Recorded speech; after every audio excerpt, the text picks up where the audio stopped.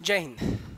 Recently Calcutta में जो घटना हुई है वो बहुत ज़्यादा दुखद है और इंडिया के अंदर ऐसे हीनियस क्राइम्स हर 2-4 साल के अंदर बढ़ते जा रहे हैं। ये तो ऐसे क्राइम्स हैं या ऐसे नोटिफाइड क्राइम्स हैं जो लोगों को पता चल जाते हैं, लेकिन इंडिया के अंदर इस तरीके के या इससे भी ज़्यादा घिनौने और भी बहुत सारे तरीके के विमेंस के खिलाफ, लड़कियों के खिलाफ क्राइम्स हो रहे हैं।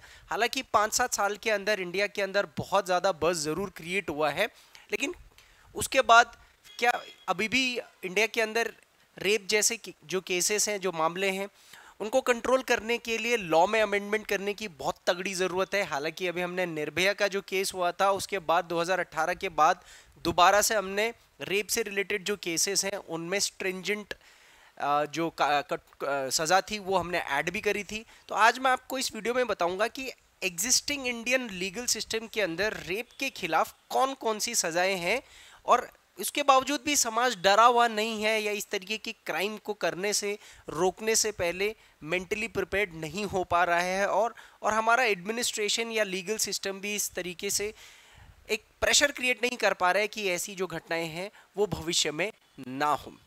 तो देखिए, क्राइम एक कलकत्ता की एक डॉक्टर के साथ एक गैंगरेप हुआ था, उसके बाद उसको मार दिया गया था। यहाँ समझते हैं कि इंडिया के अंदर अभी रेप से रिलेटेड जो लॉज हैं या सज़ा है वो कितनी है ना। तो हम यहाँ पर समझते हैं कि what is the punishment related to rape in India. ठीक है, खास तौर पर हम इंडिया की बात कर रहे हैं क्योंकि कई देशों के अंदर तो आपको पता है कि रेप से रिलेटेड बहुत ही ज़्यादा स्ट्रिंजेंट पनिशमेंट्स हैं, जहाँ पर सर कलम कर दिए जाते हैं या गोली से मार दी जाती है रेपिस्ट्स को। तो इंडिया के अंदर बेसिकली जो रेप का जो केस है या रेप से रिलेटेड केसेस को दो पार्ट्स में डिवाइड कर दिया गया है और उसमें भी दो एज ग्रुप्स कर दी गई है। तो यहाँ पर हमको समझना पड़ेगा कि जो विमेन है इसको दो पार्ट्स में कैटेगराइज किया गया, एक 16 ईयर से नीचे और दूसरा 16 ईयर से ऊपर। यानी कि 16 ईयर से नीचे की बालिकाएं, महिलाएं और 16 ईयर से ऊपर, इस तरीके से दो कैटेगरी में पनिशमेंट को देने की प्रावधान रखे गए हैं। अब 16 ईयर से ऊपर भी रेप में दो प्रकार के यहाँ पर प्रोविजंस डाले गए हैं। एक सिंगल पर्सन अगर कोई करता है तो, ठीक है, अगर कोई एक आदमी किसी के साथ क्रूरता करता है, और दूसरा है गैंग रेप। तो अगर कोई एक व्यक्ति अगर इस तरीके की गतिविधि करता है तो यहाँ पर जो मिनिमम पनिशमेंट है वो 20 साल है। वो मिनिमम पनिशमेंट 20 साल की सज़ा है और मैक्सिमम लाइफ इम्प्रिजनमेंट। मैक्सिमम है लाइफ इम्प्रिजनमेंट। लाइफ इम्प्रिजनमेंट का मतलब हो गया कि उम्र कैद की सज़ा। तो अगर 16 साल से कम की महिलाओं के साथ अगर कोई एक व्यक्ति अगर रेप करता है तो मिनिमम उसको 20 साल की सज़ा दी जा सकती है और मैक्सिमम उसको पूरे साल जेल में काटनी पड़ सकती है, उम्र कैद की सज़ा हो सकती है। लेकिन गैंग रेप के मामले के अंदर मिनिमम और मैक्सिमम ऐसा कुछ नहीं है, जो सज़ा है वो सीधा लाइफ इम्प्रिजनमेंट है। क्या है? लाइफ इम्प्रिजनमेंट, यानी कि उसको पूरे जिंदगी भर जेल में डाला जाएगा। तो यहाँ पर ये प्रावधान किया गया है। लेकिन अगर 16 साल की जो लड़कियां हैं उनके साथ अगर कोई व्यक्ति रेप केस करता है तो फिर यहाँ पर जो प्रोविज़न है यहाँ पर भी इसी तरीके से है। सिंगल व्यक्ति अगर कुछ करता है और अगर गैंग रेप की बात होती है तो यहाँ पर कुछ चेंजेस किए गए हैं। तो सिंगल व्यक्ति के साथ मिनिमम जो सज़ा है, कम से कम ध्यान दीजिएगा, ये मिनिमम वाली सज़ा है। तो मिनिमम यहाँ पर 10 साल का प्रावधान है और मैक्सिमम जो यहाँ पर सज़ा दी जाएगी वो लाइफ इम्प्रिजनमेंट है। लाइफ इम्प्रिजनमेंट यानी कि ज़िंदगी भर जेल के अंदर सड़ना पड़ेगा।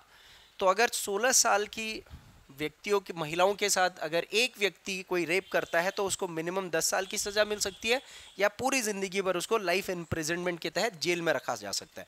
लेकिन गैंग रेप के जो कंडीशन है यहाँ पर लाइफ इम्प्रिजनमेंट है,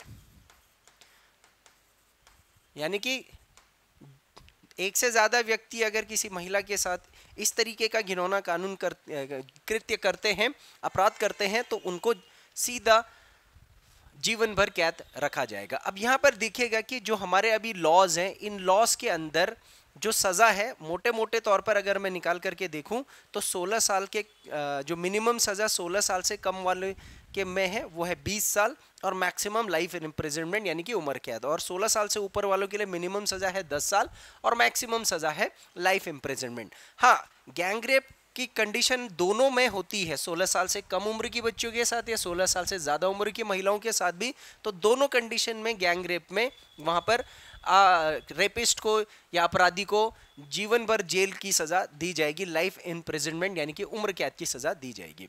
अब यहाँ पर एक चीज़ और है जिसे हम रेयरेस्ट ऑफ द रेयर कहते हैं, रेयरेस्ट ऑफ रेयर केस।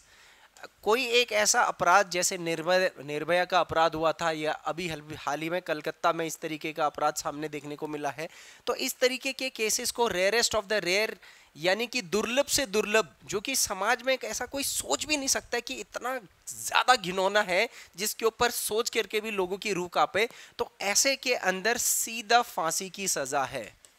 इसके अंदर क्या है? सीधा फांसी यानी कि हैंग टिल डेथ, तब तक उसको लटकाया जाए जब तक उसकी मृत्यु नहीं हो जाती है। तो फांसी की सज़ा के लिए कोई एक पर्टिकुलर प्रावधान नहीं है, बट ये है कि जज के ऊपर निर्भर करता है कि वो उसको रेयरेस्ट ऑफ द रेयर की श्रेणी में डाल देता है तो तभी उसको फांसी की सज़ा हो पाएगी। तो भारत के अंतर्गत ये जो लॉज हैं, ये जो सज़ा है रेप और गैंगरेप के मामले में, क्या आप लगता है कि ये सज़ा इस तरीके से जो बहुत जटिल बना रखी है, क्या ये ऐसा ही होना चाहिए? जबकि हाल ही में 3-4 साल हुए इस तरीके के प्रावधान, क्योंकि इससे पहले तो 10 साल 7 साल इस तरीके की सजाएं थी, उससे ज़्यादा भी नहीं थी। तो इतना कुछ हद तक हमने जब कठोर बनाया है, उसके बावजूद भी पूरे देश में इस तरीके की घटनाक्रम हो रही है, तो क्या लगता है आप लोगों को? कमेंट करके बताइए कि किस तरीके के यहाँ पर रेप के खिलाफ जो केस सज़ा होनी चाहिए इंडिया के अंतर्गत वो होनी चाहिए, क्योंकि डेवलप्ड कंट्री की तरफ, विकसित देश की तरफ भारत को अग्रसर होना है। बड़ी बड़ी बातें, विश्व पटल पर विश्व गुरु, ये हो रहा है वो हो रहा है, लेकिन समाज देख लीजिए आप कहाँ पर जा रहा है, समाज की मानसिकता कहाँ पर जा रही है। जनसंख्या बहुत ज़्यादा है, वो बात सत्य है, लेकिन उसके पश्चात किस तरीके के कठोर कानून रेप जैसे घिनौने अपराध के लिए होने चाहिए, ये पर्याप्त नहीं है। तो फिर क्या है? क्या खाड़ी देशों के या मुस्लिम कंट्रीज़ की तरह सरकलम कर दिया जाना चाहिए चौराहे पर, या फिर कुछ कंट्रीज में सीधे गोलियों से भून दिया जाता है? इस तरीके की सज़ा होनी चाहिए? कमेंट करके ज़रूर बताइएगा। जय हिंद।